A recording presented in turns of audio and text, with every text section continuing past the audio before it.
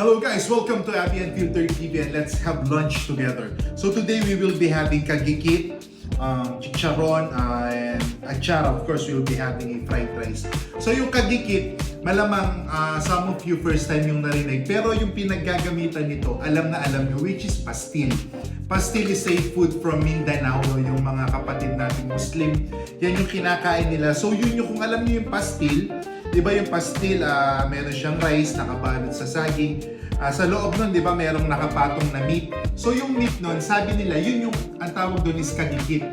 So yun yung, it's either shredded chicken, no? So yun pala yung tawag doon. So sauteed siya, tapos nilagyan ng mga spices. So ito, ginawa to nung bunso kong kapatid si Jan. So tikman natin. So sabi nila, masarap daw to pag may egg, tapos rice. So, hindi kami nakagawa ng pastil kasi unang-una, tinatamad kami. So, tikman natin with fried rice. Masarap ha?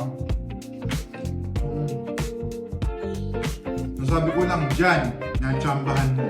No? Lagyan natin ng egg. Oy, yung egg luto ni Ate Beng eh. So, ito yung gusto kong luto ng egg malasado.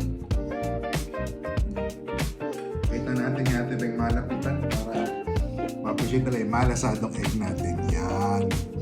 Diba? Tapos may pipino pa tayo.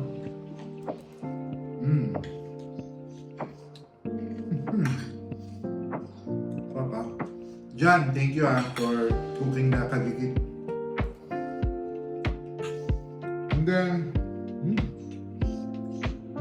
sarap. Chicharon. So yung iba, suka ang ginagamit sa chicharon, minsan ng tomas, minsan achara. No? Siguro naman alam ng mga marami yung achara na parang ano to eh, pickled papaya. No? Medyo sweet and sour, sarap.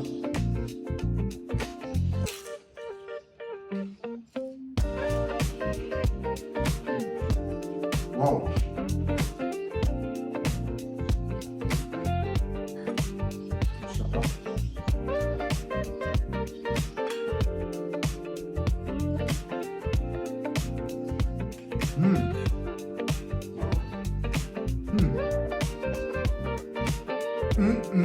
Sarap.